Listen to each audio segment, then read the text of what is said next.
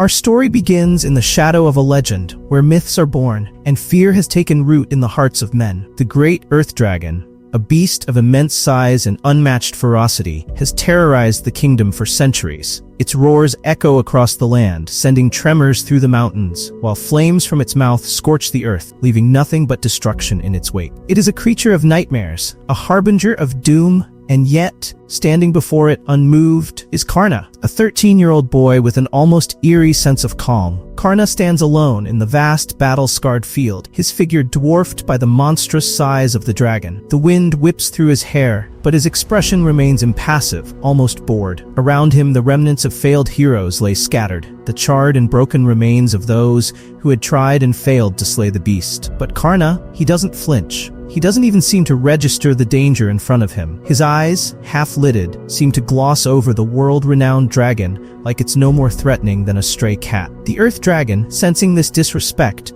lets out a roar so deafening that the ground itself seems to shudder in response. Flames explode from its mouth, licking the sky as it pounces toward Karna, claws gleaming in the pale light. The creature, who has never known defeat, is certain of its victory. After all, how could this insignificant human possibly stand against it? But Karna barely moves. The dragon's claws, inches from tearing the boy apart, suddenly stop midair. For a heartbeat, time seems to freeze. The ferocious beast's momentum halted as though by some invisible force. And then, before the dragon can comprehend what's happening, its claws begin to disintegrate, crumbling into fine dust, blown away by the wind. The dragon roars in pain, staggering backward, watching in disbelief as its once mighty limbs dissolve before its very eyes. Karna, still standing with his arms crossed, lets out a small sigh. Pun. Maybe I overdid it, he mutters under his breath, as though pondering a minor inconvenience rather than having just neutralized one of the most powerful creatures in existence. With a flick of his wrist, Karna summons Wind of Decay, a swirling vortex of dark necromantic energy that spirals outward, encircling the dragon in a suffocating shroud. The beast lets out a final, anguished wail as its body is consumed by the swirling force. Its scales crumbling, its bones turning to dust, until nothing remains but a single rolling eyeball. The enormous, unblinking eye comes to a stop at Karna's feet, the last vestige of the legendary creature that once ruled the skies. Karna, ever practical, leans down and picks up the massive eyeball, holding it up to the light with a smirk. "This'll fetch a nice reward," he muses aloud, already daydreaming about the gold he'll earn for completing this high-level quest. But just as he's beginning to savor his victory, something strange happens. The eyeball begins to dissolve, eaten away by the same magic that destroyed the dragon. Karna's grin falters as the prized item crumbles into dust, slipping through his fingers like sand. "Seriously?" he groans, staring in disbelief at his empty hands. His shoulders slump as the reality sets in. He just killed a legendary monster, and yet, no reward, no gold. "Well, there goes the money for Grandma and Grandpa," he mutters, thoroughly deflated. You see, Karna's not in this for fame or glory. Sure, he's a prodigy with unmatched power, but his motivations are far more personal. His grandparents, the two people who raised him after his parents passed away, are everything to him. They live in a small, quiet village far from the dangers of the kingdom, and Karna has made it his life's mission to send them money, ensuring their comfort in their old age. Every quest, every battle is for them. But how did a 13-year-old boy come to possess such immense power? Let's rewind.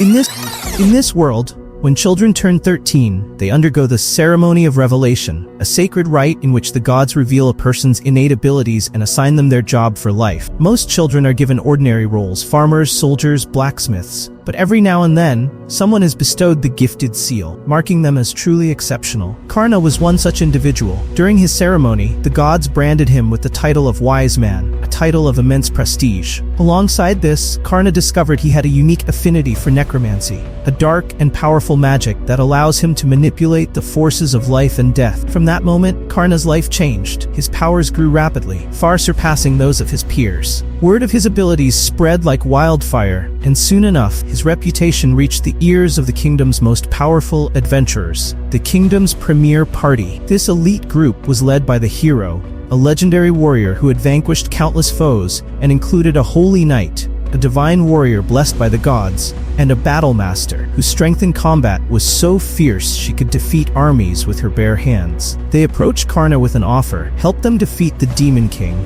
the ultimate evil that threatened the world. In exchange, Karna would receive a staggering 200,000 gold coins every single month. For someone like Karna, who had only ever thought of sending money back to his grandparents, the offer was irresistible. His eyes practically sparkled with visions of wealth as he accepted the proposal. His grandparents, of course, were supportive but concerned. "We're old, Karna," his grandmother had said, her voice soft with worry. "You don't need to burden yourself with us. Just find your own happiness." But Karna was resolute. They had cared for him when he had no one else. Now it was his turn to take care of them. With dreams of becoming the greatest wise man in history and of sending enough gold to ensure his grandparents never had to worry again, he joined the hero's party and set off on the adventure of a lifetime. At first, everything seemed to be going well. The party faced one challenge after another, and each time, Karna's necromantic powers proved invaluable. Take, for instance, their battle deep in the dungeons of a forgotten ruin. A hulking demon, its skin as hard as iron, lunged at the battlemaster. She met the beast head-on, her fists flashing as she delivered blow after blow, but the demon wouldn't budge. Karna, wanting to assist, cast a quick spell, manipulating the earth around them into sludge bullets. The bullets tore through the demon's hide, splattering it in a grotesque explosion of gore. The battlemaster,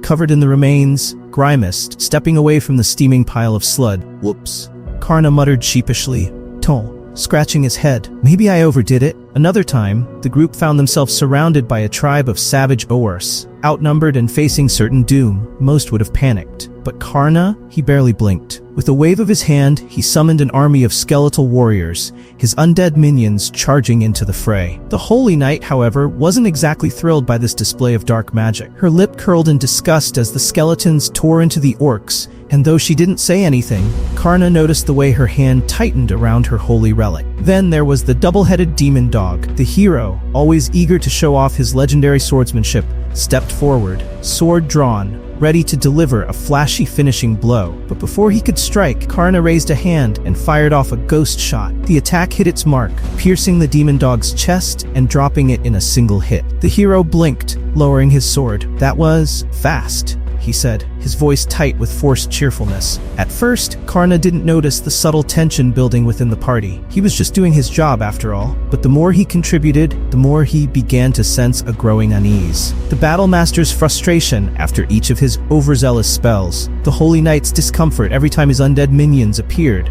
Then one evening, as they made camp midway through their journey, the hero pulled Karna aside. His usual confident grin faltered as he scratched the back of his neck. "Karna, we need to talk," he began, avoiding eye contact. "The party, well, we've decided it's time for you to leave." Karna's heart sank. "What? Leave? But why?" His voice wavered with disbelief. He had been pulling his weight, hadn't he? More than that, actually. He had been a key player in every victory. Before the hero could respond, the battlemaster stormed in, her fists clenched. "You're the problem, Karna," she snapped, her voice dripping with frustration. "I can't fight properly with your disgusting magic flying all over the place. I'm a vanguard. I can't punch anything if it's been turned into sludge." Karna blinked in shock, but before he could respond, the Holy Knight stepped forward, her face pale. "It's not personal," she said quietly, though her expression showed clear discomfort. "But your necromancy? It's unsettling. I'm a Holy Knight. Dark magic like yours, it goes against everything I stand for." And then came the final blow. The battlemaster, her arms crossed, spat out the truth. "We only brought you along because we needed your revival magic. But now that the Holy Knight has learned the miracle of revival, we don't need you anymore. You're unnecessary." Karna stood there, stunned. His mind raced, trying to find a way to argue, to defend himself, but the words wouldn't come. The realization that he was being thrown out,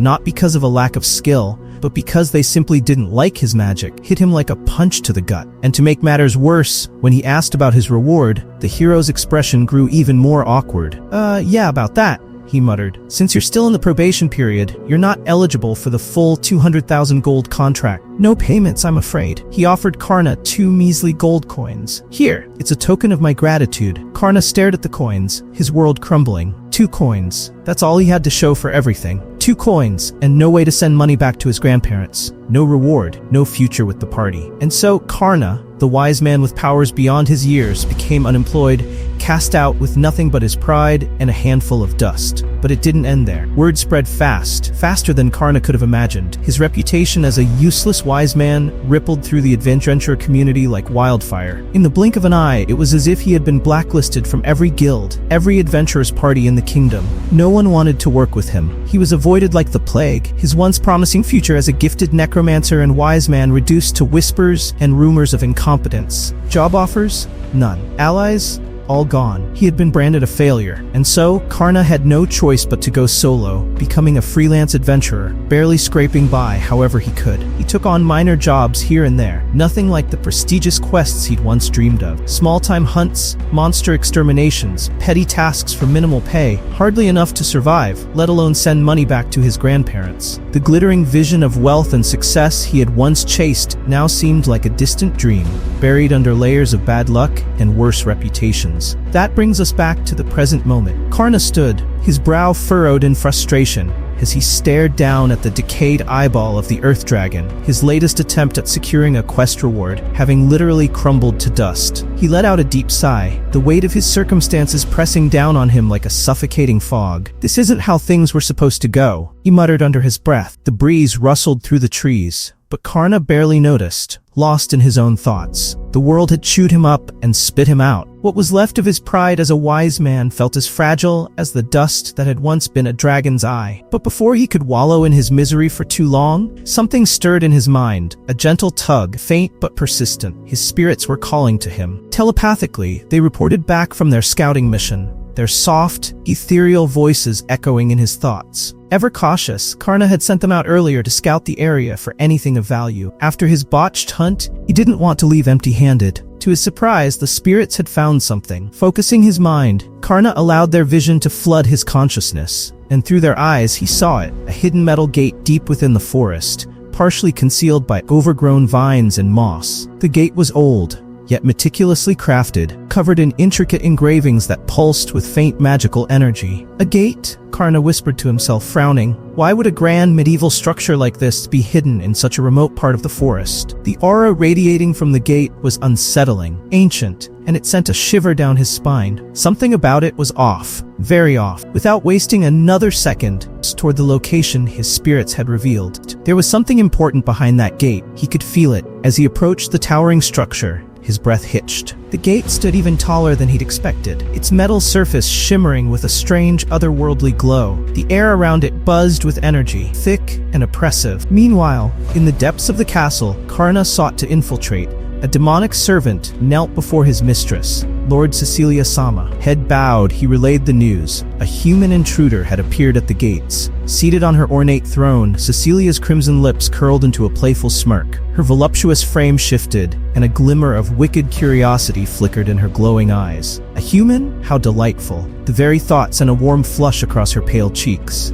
Leaning forward slightly, her fingers traced the edge of the armrest, amusement mingling with hunger. What kind of entertainment, she wondered, had wandered so foolishly into her domain? A strange electric sensation rippled through Karna's hand, reacting violently with the magical mark on his palm. He gritted his teeth, taking a step closer. This is no ordinary barrier, he murmured, studying the engravings that snaked across the gate's surface. Whoever had built this fortress clearly hadn't intended for anyone to get inside, and that meant whatever was sealed within was probably something valuable. Rolling up his sleeves, Karna pressed his palm against the cold metal and closed his eyes, channeling his magic. The spell he cast was an aging spell, designed to accelerate the natural decay of the gate's material. As his necromantic power flowed through him, the metal began to creak and groan, rust forming rapidly along its surface. Within seconds, the ancient structure buckled, crumbling into dust beneath the weight of time. Karna grinned, satisfied. Perfect, he said, brushing the rust from his hands. The old spirit hovering nearby gave a low whistle, impressed by the young necromancer's clever use of time manipulation. But before Karna could step through the now open entrance, his instinct screamed danger. He jumped to the side just as a bolt of purple lightning slammed into the ground where he had been standing moments before, the force of the impact leaving a smoking crater in its wake. Narrowing his eyes, Karna glanced up to see a figure emerging from the shadows of the now revealed fortress. A demonic servant, his skin dark and crackling with energy, another ball of purple lightning sparking between his fingers. The demon eyed Karna with a look of disdain, but also curiosity. Interesting, the demon mused, his voice deep and laced with amusement. You dodged that? Impressive reaction speed for a human. He raised his hand, electricity dancing across his fingertips.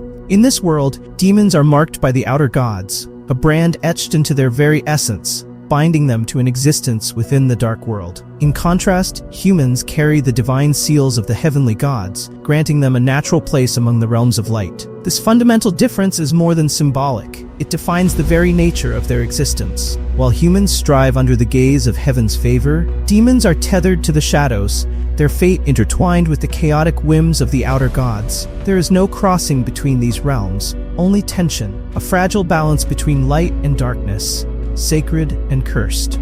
Karna didn't flinch, meeting the demon's gaze calmly. "What's a demon doing in a place like this?" he asked, his voice steady, though his mind raced. If there was a demon guarding this place, it wasn't just an ordinary dungeon. The demon's lips curled into a cruel grin. "The real question, human, is what are you doing here? You've broken through the barrier protecting one of the 7 great demon lords' domains." He paused, letting the weight of his words sink in. "This is Lady Cecilia's castle, and you've just trespassed." Karna's heart skipped a beat. A demon lord? Here? He hadn't expected that. "I didn't know this place belonged to a demon lord," he admitted, scratching the back of his head awkwardly. "I thought it was just, a regular dungeon." The demon servant, Bagor, couldn't believe his ears. This kid had the nerve to break into Lady Cecilia's castle and act like it was some kind of casual misunderstanding. Whether Karna was truly clueless or not, Bagor was done with pleasantries. His eyes gleamed with malice as he raised both hands, purple lightning crackling between his palms.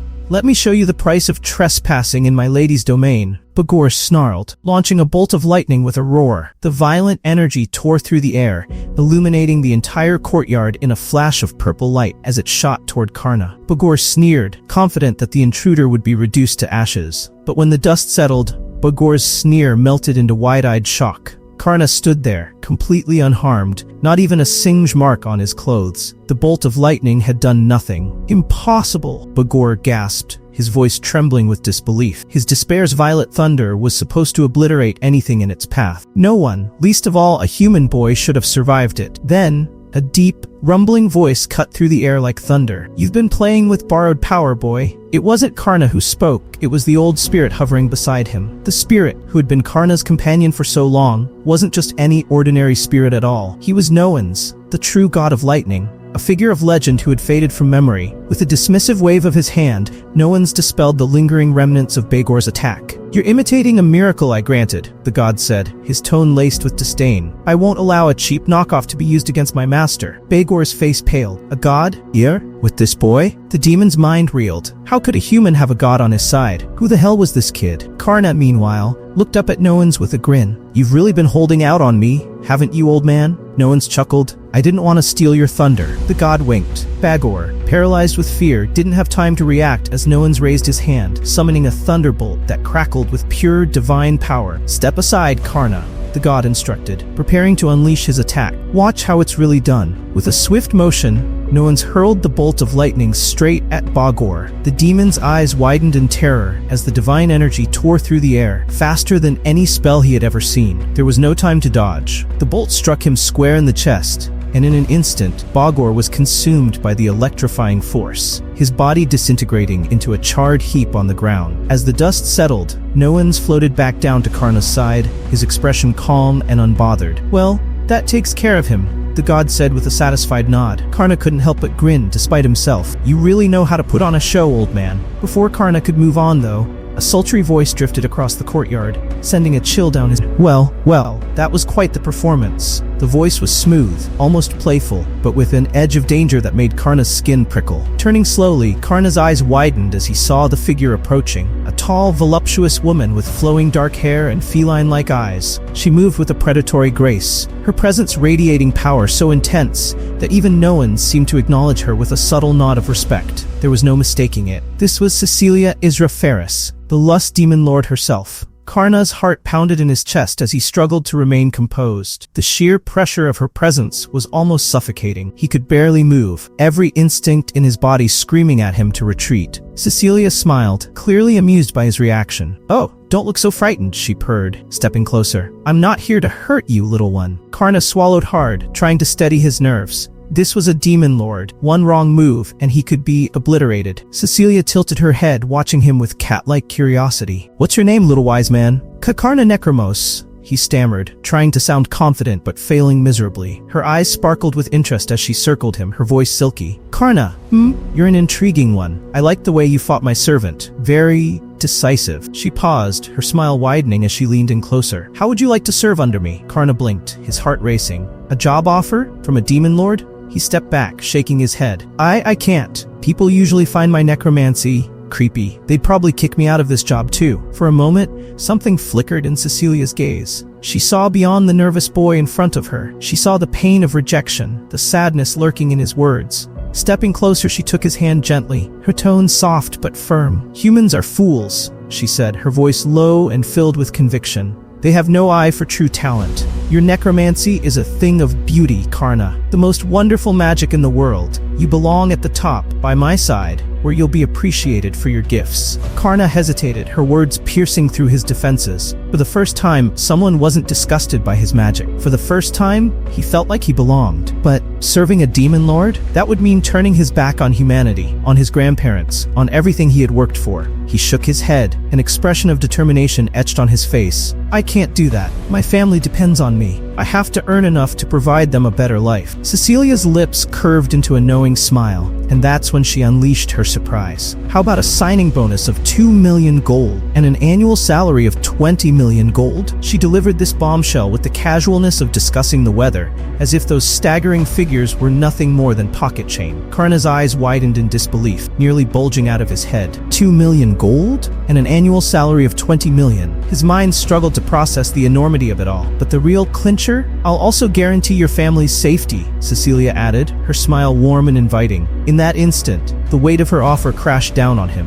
It was all too much to grasp. Without a moment's hesitation, he exclaimed, "I accept." The allure of wealth, coupled with the promise of protection. How could he possibly refuse? His entire existence flipped on its head in an instant. Cecilia's smile widened, welcoming Karna into her fold with an infectious enthusiasm. But just before they could step into the imposing castle, she handed him a peculiar mask, shaped like a dragon's head. "For the sake of peace and convenience," she explained. "While I've personally vouched for you, many demons might still be uneasy about having a human in our midst. This will help keep your identity concealed." Karna blinked, the mask heavy in his hands. "Is this because I've done something wrong?" he asked, nerves creeping into his voice. Cecilia laughed, a melodious sound that eased the tension. "No, not at all," she reassured him, her eyes twinkling. "It's merely a precaution. Demons can be unpredictable." Behind them, Bagor, still smoldering and immobilized from their earlier confrontation, managed to croak. "Why, master? Why would you take him in? He's just a human."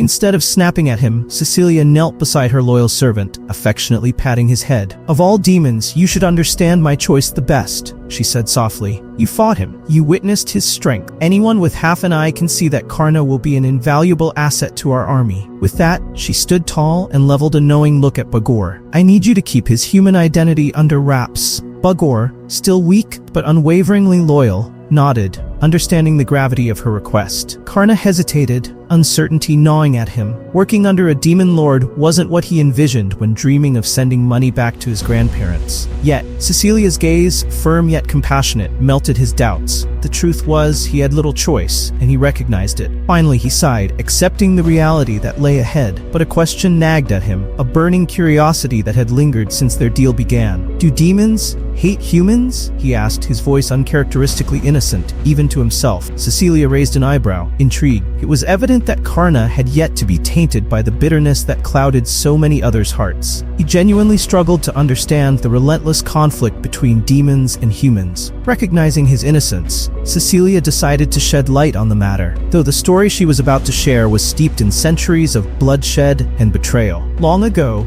she began, her voice taking on a grave tone. The old gods descended to liberate humanity from the reign of dragons, fearsome beings who enslaved your kind. The people, in their gratitude, revered the gods as their saviors. But as time wore on, greed took root. Humanity seized the gods' powers and, in their arrogance, imprisoned them. Enraged, one of these gods, Bastet, created demons from her hatred for humans. But before she could unleash her full wrath, she too was sealed away with the others. We, the demons, inherited her malice, which is why we harbor such resentment towards humans. Karna stood in stunned silence, absorbing her words. It was the first time he had encountered this perspective, and it left a bitter taste in his mouth. Guilt coiled around his heart as he contemplated his humanity, part of a race that had betrayed the very gods they once adored. Did he bear responsibility for that? He wasn't sure. Noticing his turmoil, Cecilia placed a comforting hand on his shoulder, her touch surprisingly warm. "Don't let it burden you too much," she said gently. "Humans may have started off greedy, but they've also created remarkable things. Cultures of kindness, love, and growth. You can't judge an entire race by the actions of a few." Her words flowed like a balm, soothing the gnawing doubt within him. For the first time, he felt a flicker of hope.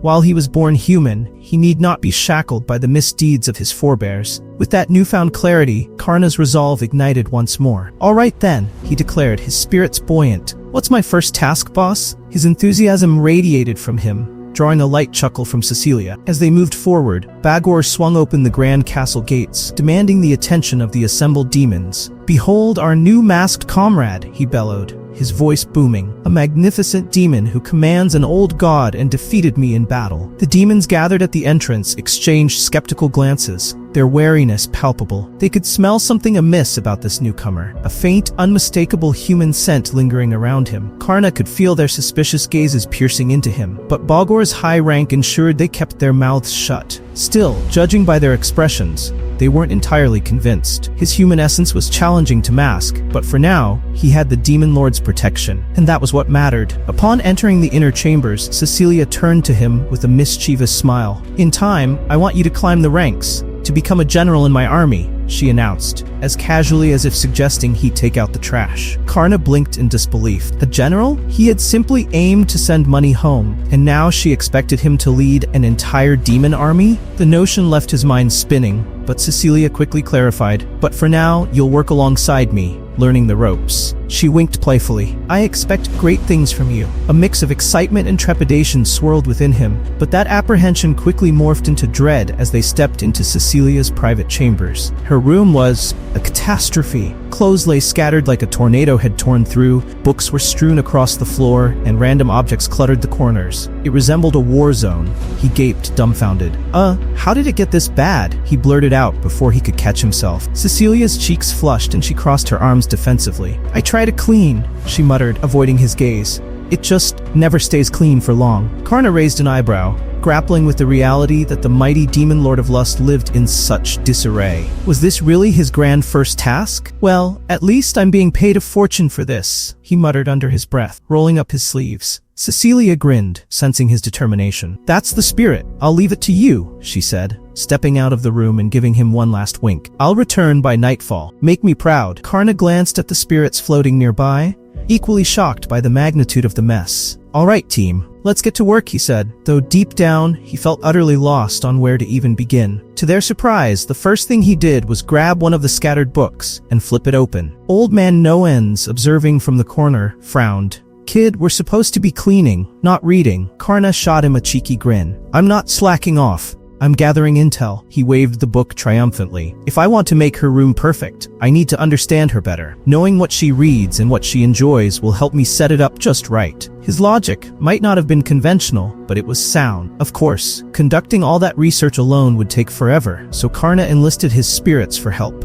Each one snatched a book, flipping through the pages and telepathically relaying the contents back to him through ectoplasm. The process was surprisingly efficient. Almost too efficient. Within minutes, Karna had absorbed a vast catalog of demon history, culture, and, most importantly, Cecilia's personal tastes. His spirits watched in awe at how quickly he grasped the information, but Old Man No-Ends shook his head in concern. "Be careful, boy. You're going to burn out if you push yourself too hard. But Karna merely grinned. I'm fine. We've got this. Energized by his newfound knowledge, he turned his focus back to the task at hand. Armed with insights into what made the Demon Lord tick, he and his spirit set to work. Every item was organized with care, every book returned to its rightful place, and slowly but surely, the chaos of Cecilia's room was brought to heel. Hours passed, and though the undertaking was overwhelming, Karna felt an unexpected sense of fulfillment growing within him. It wasn't glamorous work, but he was making a difference. By the time the sun began to set, the once cluttered room was tidy,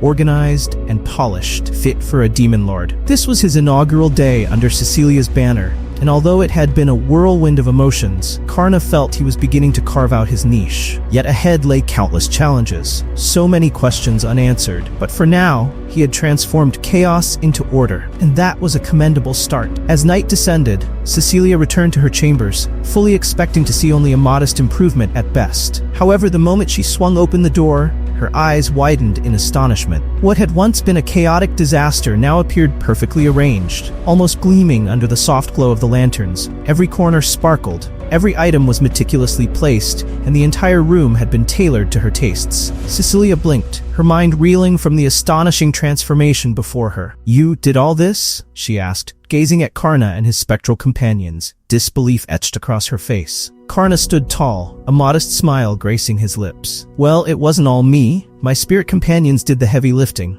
Without them, I'd still be buried under a mountain of books." He gestured toward the spirits orbiting him, their ectoplasmic forms shimmering with pride. Cecilia turned to them, her demeanor softening. "Thank you," she said, her voice laced with genuine appreciation, a stark contrast to her usual sultry, teasing tone. She faced Karna again, warmth radiating from her smile. "You've truly exceeded my expectations, Karna. I'm so grateful you came into my life." The sincerity in her words caught him off guard, her smile free of any hidden agendas or playful barbs. Karna rubbed the back of his neck, suddenly bashful. "Just happy to help," he said with a grin. Then a thought struck him, and he hesitated before continuing. While I was organizing, I noticed something curious." Cecilia raised an eyebrow, intrigued. "I found some human books under your bed," he continued cautiously. "So, I organized them with the other literature on the shelf. I didn't know you were into human authors. Biographies, poetry collections, cookbooks, and romance novels." Cecilia's cheeks flushed crimson as the realization dawned that her secret stash had been discovered. Instinctively, she brought a hand to her face, flustered beyond belief. Romance novels of all things. Her usual confident, commanding demeanor wavered as she scrambled for an excuse.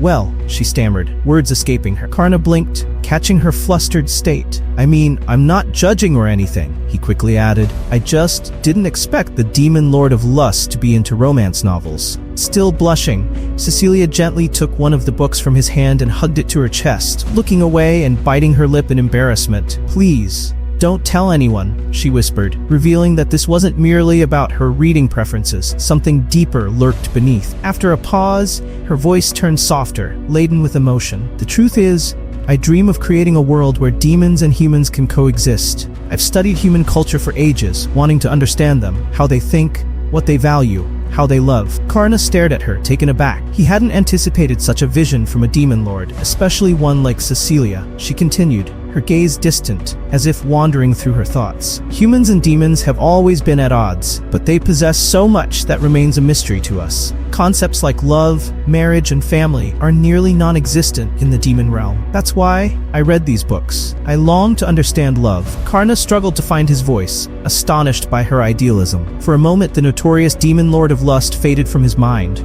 revealing a person striving to navigate a world she scarcely understood. Cecilia felt exposed, vulnerable in a way she hadn't dared to be in centuries. Yet, there was no turning back now. She closed the distance between them, her gaze locking onto Karna's. "You've uncovered parts of me I've kept hidden for far too long," she said softly, her tone sultry yet tender. "It's not fair that you know so much about me, while I know so little about you." Karna's heart raced as she moved closer, the warmth of her presence enveloping him. He fought to maintain his composure, but his thoughts scattered, focusing on the obvious distractions right in front of him. Cecilia, keenly aware of his turmoil, allowed a playful smile to dance at the corners of her lips. "So tell me, Karna," she whispered, her hand brushing lightly against his shoulder, sending a shiver down his spine. "How did you end up making a contract with the old gods?" Karna blinked, momentarily disarmed by her proximity. His mind scrambled for a coherent response, but all that emerged was, "Wait, that's what you wanted to know?" Cecilia leaned in closer, her breath warm against his skin as she teased. "What did you think I was going to ask?" Her voice blended amusement and seduction, though a light blush still tinged her cheeks. Karna, his face flushing, stammered, "Nothing. I wasn't thinking about anything else, I swear." His flustered expression betrayed his every thought. Sensing his discomfort, Cecilia stepped back slightly, allowing him some breathing space while keeping her mischievous gaze fixed on him. "So, the old gods?" she inquired, now genuinely intrigued. Karna sighed, gathering his thoughts. "Well, it's kind of a strange story. I jokingly call the old gods my grandparents these days," he said with a small smile. "They used to be my neighbors." Cecilia's eyes widened in surprise. "Neighbors? What do you mean?" Karna rubbed his neck, preparing to share his tale. "It all began after I received my mark at the ceremony of revelation. My real grandparents owned a piece of land surrounded by spirits. The miasma of death made it impossible for them to expand their farm, and they struggled to make ends meet. They didn't want to burden me with their troubles, but I always knew." He paused, his voice softening. "So one night, while they slept, I snuck out. I couldn't bear the thought of them suffering. I figured if I could rid the land of the spirits, they could expand the farm and finally breathe easy." Cecilia listened intently, her gaze unwavering. Karna continued, "I used my necromantic powers to gather and disperse the spirits from the land. But as I did, the ground beneath me gave way. I fell into this massive pit, deep into the earth." He gestured dramatically, trying to convey the enormity of his fall. "I thought I was done for. The descent seemed endless." He chuckled lightly, though the memory wasn't pleasant. "Fortunately, I managed to cushion my landing with some necromantic sludge. When I reached the bottom, I discovered an ancient tomb, and that's where I encountered the old gods. They'd been sealed away, just waiting for someone to find them." Cecilia's eyes sparkled with fascination. "And that someone was you?" Karna nodded, his gaze drifting as he recalled the scene. As he took in his surroundings, he spotted a small pyramid hidden beneath the farmland, its ancient architecture both impressive and foreboding. "What on earth is that doing here?" The thought resonated within him as he scrutinized the structure. It resembled a dungeon, vast and ominous. But what could such an imposing edifice be doing beneath his grandparents' land? He couldn't shake the feeling that this might be the very source of the curse plaguing the farm. The curse that attracted vengeful spirits and rendered the land barren. Determined to investigate, Karna stepped forward, but before he could proceed, a deep voice commanded him to stop. An old man, brandishing a thunderbolt trident, materialized before him, radiating raw power. A dragon, its massive form coiled protectively around the entrance of the pyramid, accompanied him. Karna, despite the fear gnawing at his insides, stood his ground. "Who are you?" he demanded, striving for steadiness in his voice. The old man, his tone thunderous, introduced himself as Noens,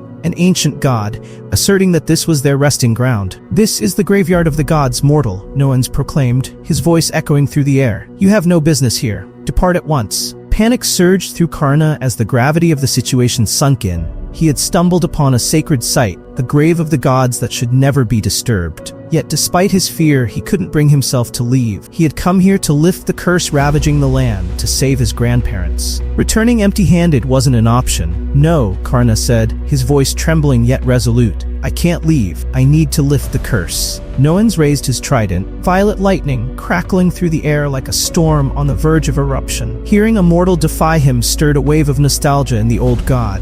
It had been ages since a human had dared challenge him. "You wish to defy me, child?" Noens asked, amusement glimmering in his ancient eyes. "Very well, you'll regret it." With a flick of his wrist, the god unleashed his despairing violet lightning, illuminating the cavern in a blinding flash of chaos. Karna barely had time to react, summoning a necromantic sludge shield to absorb the impact. The electric arc collided with his barrier, but it was akin to trying to stop a tsunami with a handful of mud. The lightning sliced through his shield, striking him with excruciating pain, paralyzing his muscles and jolting his entire being. "What is this?" he gasped, struggling to stand. "You can't just..." Noens' laughter echoed through. Karna hit the ground hard. Every part of him begged to quit, but he couldn't. For the sake of his grandparents, giving up wasn't an option. Noens, disappointed, turned away with a scoff. His voice echoed through the air. "Foolish boy," he muttered, convinced no mortal could rise after such a blow. But Karna twitched. Agonizingly, he planted his hands on the ground and forced himself up. His body trembled with exhaustion, but his eyes blazed with determination. He raised a shaky arm and summoned a volley of mud bullets, launching them at Noens' back. The soggy projectiles slapped uselessly against the god's lightning shield, fizzling out on contact. Noens stopped mid-step, turning with a bemused grin. "Mud?" he said with a chuckle. "You really threw mud at me?" He shook his head. "Bold. Stupid, but bold." Karna stood his ground, swaying on his feet, mud-streaked and gasping for breath, but something in his gaze burned too fiercely to ignore. Noens grinned wider, electricity crackling in his hand. "All right then," he rumbled, gripping his trident. "Let's see how long you last." The dungeon erupted as lightning shot from Noens's weapon, splitting the ground and walls with deafening cracks. Karna dodged as best he could, throwing waves of sludge and necromantic magic in return, but each bolt knocked him down. Each time his body screamed to stay down, and each time he forced himself back to his feet. He had no strength left, no magic to rely on,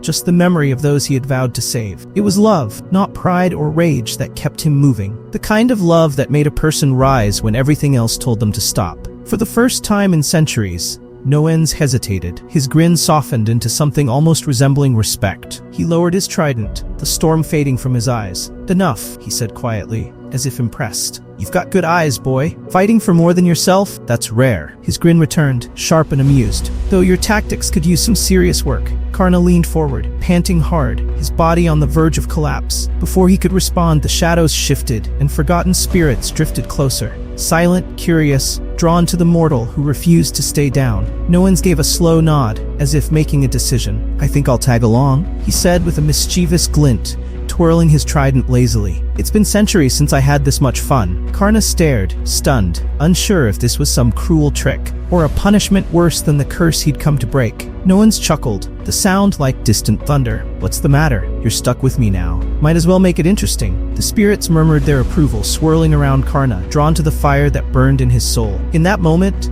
a silent bond was formed, not with words, but with understanding. In time, even the old gods would come to see Karna as family, not by blood, but by bond, though of course none of them would ever admit it. Back in the present, Cecilia was mesmerized by his tale. Her usual sultry confidence faded into something genuine as she absorbed every detail of how Karna had come to wield the power of an ancient deity. She was awed, not just by his story, but by the tenacity that had driven him to survive such a perilous encounter. "So, you made a contract with Noens after all that?" she asked, her voice soft with admiration. "I've read countless ancient texts, and none hinted at the location of such a sacred site. You not only found it, but unsealed it and lived to tell the tale." Karna, slightly bashful from the attention, shrugged. "Yeah, I guess I was lucky." Cecilia stepped closer, her eyes sparkling with renewed purpose. She reached out and gently patted him on the head, her voice warm. "You're more than lucky, Karna. You're special. My instincts were right. You have the potential to become a great general in my army." Her expression turned thoughtful. "But before that can happen, you'll need your own territory to command." With a wave of her hand, Cecilia opened a swirling portal, its violet energy rippling like water. "Come," she said, a grin spreading across her lips. "Let's go inspect your new home." Karna's heart raced as he followed her through the portal. The sight on the other side was nothing short of terrifying. They had arrived in the heart of a menacing dungeon, Oni's Cavern, a cursed place where only the brave or foolish dared to tread. Ahead, scrawny soldiers were fleeing, their screams echoing through the cavern as they ran for their lives. The ground shook beneath them, each step of the dungeon's guardian reverberating like thunder. A colossal orc, the size of a building, stormed toward them, its heavy spiked club swinging with deadly precision. Blood stained the ground, and the orc's eyes gleamed with cruel delight as it hunted the unfortunate souls who had dared enter its domain. But not everyone ran. A blonde knight stood her ground, her armor battered but her spirit unbroken. Her sword gleamed as she charged at the orc, killing intent etched across her face. "I will never forgive you for what you've done to my kingdom," she screamed, her blade cutting through the air. But the orc was faster, its club swinging down with brutal force. The knight barely managed to block the blow, but the impact was too much. Her armor cracked, and blood sprayed from her mouth as half her body was crushed under the weight of the attack. The orc, grinning grotesquely, grabbed her by the hair, lifting her broken form off the ground. He snarled, showing his fangs as if savoring the moment. "Humans are nothing but demon food," he growled, bringing her closer to his mouth, eager to crush her skull. Fear and pain filled the knight's eyes, her mind screaming for her body to move, but she was too weak to resist. In that moment, the grotesque creature grinned wider, ready to devour her. But before he could take a bite, 3 necro bullets streaked through the air, slamming into the orc with explosive force. The impact knocked the hulking creature off its feet, sending it tumbling to the ground. Its meal forgotten, the knight, barely conscious, thought for a fleeting moment that reinforcements from the kingdom had come to save her. She was wrong. Descending from above, riding atop a cluster of flying skulls, was Karna, concealed behind a dragon mask. He had not come to save her. He was here for a very different reason. This was his first real assignment under the banner of the Demon Lord. No longer was he the wandering necromancer fighting for human causes. Now, he stood as an enemy to humanity. Just a few moments earlier, Karna had arrived at the entrance of Oni's cavern, with Cecilia by his side. The Demon Lord had explained the situation. This dungeon lay in the territory of the Greed Demon Lord, near a human kingdom. The ogres within the dungeon had been terrorizing the nearby villages, repeatedly launching vicious attacks on human settlements. If Cecilia's vision of a future where humans and demons coexisted peacefully was to ever come true, they couldn't allow these violent grievances to continue. "This is our first step toward that future," Cecilia had said, her eyes gleaming with determination. "But sometimes to achieve peace, you need to take forceful steps." Now, Karna stood in the heart of that mission, gazing at the fallen orc. As the towering creature pulled itself up from the ground, it roared in fury, swatting away debris from Karna's earlier attack. The orc sneered, introducing himself with a deep, rumbling voice. "I am Bello, the demon general under the mighty Demon Lord of Greed." His muscles rippled as he raised his spiked metal club, the enormous weapon glowing with latent power. "I will crush you just as I've crushed every fool who's dared step into my domain." Karna took a deep breath, steadying his nerves. Bello was a formidable opponent. His size and raw strength were unlike anything Karna had faced before. Slowly, he raised his hand, activating his mark. He couldn't afford to hold back against someone of Bello's caliber. "Vol!" he called out telepathically, summoning the power of one of his contracted gods, the incarnation of flames, Vol. A ball of intense fire swirled into existence next to Karna, crackling with fierce energy. Vol, in his spirit form, hovered beside him, glowing with an almost playful heat. "This is going to be fun," the old god teased, his form burning brighter as he prepared for battle. As Bello charged, raising his club to strike, Karna infused his body with Vol's fiery power, feeling the heat surge through him. The orc's massive weapon swung down with devastating force, but Karna's hand, now blazing with the fire of the gods, caught the club mid-swing. The ground shook with the impact, but Karna held firm, his strength bolstered by Vol's power. With a sneer of his own, he swiped the club away as if it were weightless. Bello's eyes widened in shock. He had never been bested in raw strength before. This boy, masked and mysterious, was no ordinary opponent. But the orc general wasn't done yet. With a growl, he infused his club with the power of earth, the weapon crackling with jagged rocks and molten earth. "You're just a kid. If I take this seriously, you won't survive," he roared, charging once again. Karna, however, was ready. "Vol, let's end this," he murmured, drawing on even more of the old god's flames. The fire intensified, swirling around his body like a fiery storm. Together they unleashed Kagutsuchi's flame, a devastating wave of scorching heat that roared forward, consuming everything in its path. Bello, caught in the inferno, let out a guttural scream as the flames devoured him. His skin blistered, his muscles charred, and within seconds the demon general was reduced to ash, his once mighty form completely eradicated by the god's fire. As the flames died down, Karna surveyed the scene, expecting some trick. There was no way he could have taken down a demon general so easily, right? Vol, is he really gone? He muttered, chuckled, his voice echoing in Karna's mind. "Kid, we blasted him so hard, there's not even a trace left. You've got nothing to worry about." Still uncertain, Karna summoned a ghost search to comb the area, looking for any sign of Bello. Meanwhile, the injured knight, frozen in fear, watched from the shadows. To her, the orc had been a terrifying menace, but this masked figure, this demon who casually commanded the power of the gods, was on another level entirely. In her eyes, this black-clad figure was worse than the orc ever was. Realizing she was likely next on his list, the knight's instincts kicked in. She scrambled to her feet and, despite her injuries, ran as fast as her broken body would allow, desperate to escape. Her only thought was to notify the kingdom's hero. In her mind, this could only mean one thing. A new demon lord had arrived, a force more terrifying than the orc general she had barely escaped.